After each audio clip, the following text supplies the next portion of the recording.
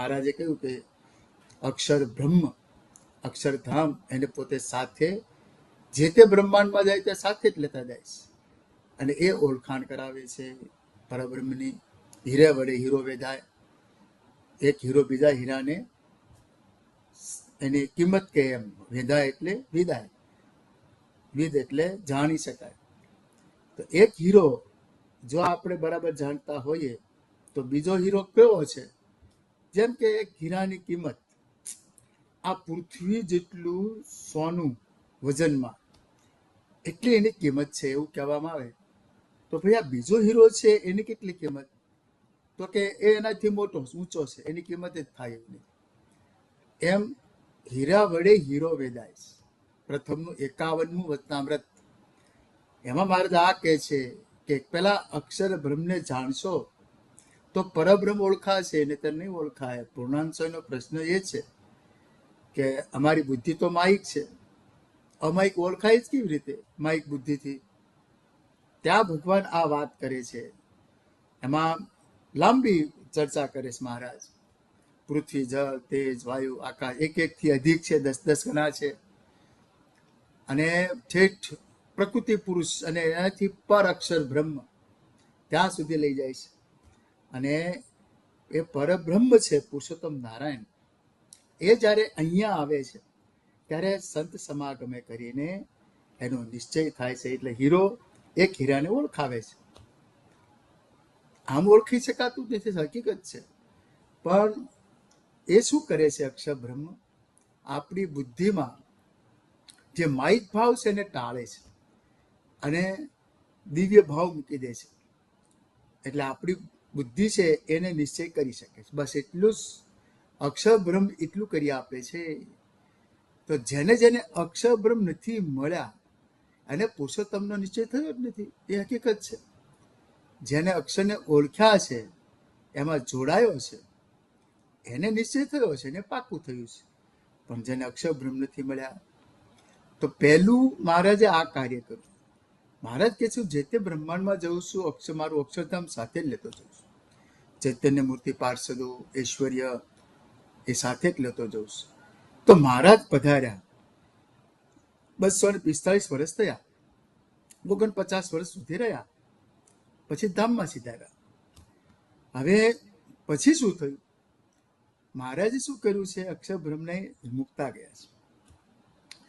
મારા સ્થાને એમ કરીને મહારાજે સોરઠના હરિભક્તોને કહ્યું કે હું તમને અનંત કાળનું સુખ આપતો જઉં છું.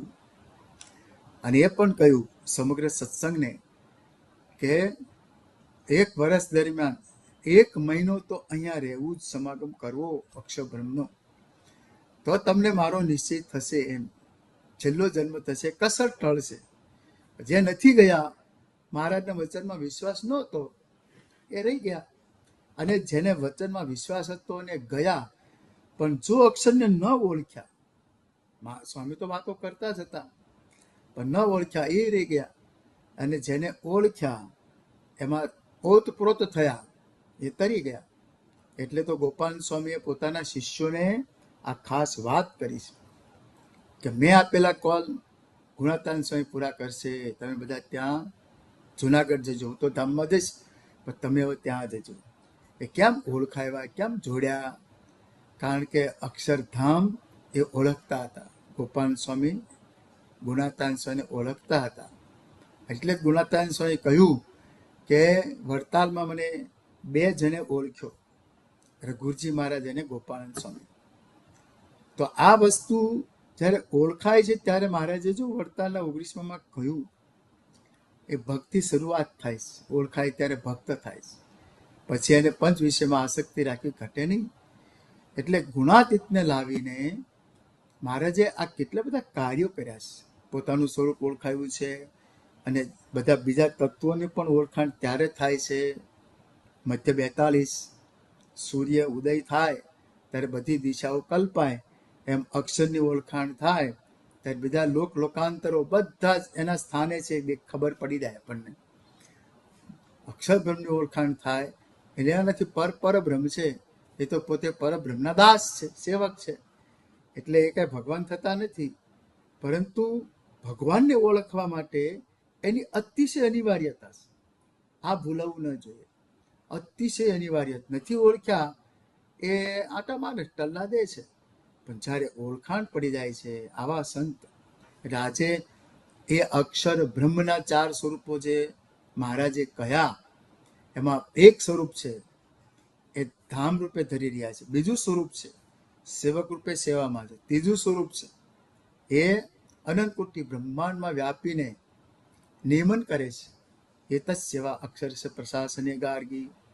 આ શ્રુતિ પણ કહે છે આપણને, અને મુંડક ઉપનિષદ ને બધામાં અક્ષરનો મહિમા અપરંપાર લખ્યો છે. બ્રહ્મવિદ આપનું તે પરમ બ્રહ્મને જાણે છે, એ જ પરબ્રહ્મને પ્રાપ્ત કરી શકે છે, બીજો નહીં. એટલે આ ત્રીજું સ્વરૂપ છે જે તે બ્રહ્માંડમાં એ કાર્યરત રહે છે. ચોથું સ્વરૂપ અહીંયા જીવોનું કલ્યાણ કરે છે સત્પુરુષ રૂપે. એ મુકતા જાય જે તે બ્રહ્માંડમાં આ કાર્ય પદ્ધતિ, કલ્યાણની પદ્ધતિ આ જ છે. જે મહારાજને અખંડાનંદ સ્વામીએ પ્રશ્ન પૂછ્યો ત્યાં મહારાજે આ જ કહ્યું, ભગવાનનું સ્વરૂપ પણ એક છે, કલ્યાણનો માર્ગ પણ એક જ છે. કલ્યાણનો માર્ગ એટલે સત્પુરુષ, મોક્ષનું દ્વાર, પ્રથમ 54. તો શ્રીજી મહારાજના આ જ્યારે વચનો વિચારીએ છીએ ત્યારે ખ્યાલ આવે છે કે આજે એ અક્ષર બ્રહ્મ એ મહંત સ્વામી મહારાજ છે, એમાં પરબ્રહ્મ સાક્ષાત વિરાજમાન છે. એની જ્યારે ઓળખાણ થાય ત્યારે એ જીવ છે તે આધ્યાત્મિક માર્ગે સડસડાટ ગતિ કરવા માંડે છે. ઓળખાણ થયા વગર તો કંઈ હાથમાં આવતું નથી. ઓળખાણ થાય ત્યારે જ આ કામ થાય છે. તો ઓળખાણ નથી, જેને જેને ઓળખાણ નથી એને શું થાય છે? રખડે છે. મહારાજે એટલે તો મધ્યના 49માં કહ્યું કે ભગવાનની મૂર્તિ અને માઇક આકાર એમાં ઘણો ફેર છે. માઇક આકારો એટલે આ બધા જેટલા આપણે જોઈએ છે માયાથી ઉપજ્યા આકારો, એ બધા જ એમાં બહુ ફેર છે મહારાજ કહે છે. અને માઇકના આકારના ચિંતન કરનારા છે, દર્શન કરનારા છે, એ અનંત કોટી કલ્પ સુધી 184 ભમે છે. મહારાજે કહી દીધું, કારણ કે માયા પર થઈ શકતા નથી. માયા પર તો અક્ષરધામ એક જ છે, આ ભૂલાવું ન જોઈએ. એ થઈ શકતા જ નથી માયા પર. તો અક્ષર બ્રહ્મ મળે છે આ લોકમાં, એ આપણા જેવા થાય છે. આપણા બુદ્ધિ ઇન્દ્રિયોને મનને એને ઓપ આપે છે ત્યારે એની ઓળખાણ થાય છે, એ સિવાય ઓળખાણ પણ થતી નથી. એટલે મહારાજને જે આ કરાવવું છે એ આ છે કે જો અક્ષરને નથી ઓળખતો તો ઉપનિષદ પણ એવું કહે છે કે સકૃપણ આ દેહ છોડે છે અક્ષરને ઓળખ્યા વગર. એ તત્વ અક્ષરમ અવિદિત્વા ગાર્ગી અસ્માત લોકાત પૈતી સકૃપણ. અને જે ઓળખીને દેહ છોડે છે સબ બ્રાહ્મણ એ બ્રહ્મરૂપ થઈને ભગવાનના ધામમાં જાય છે.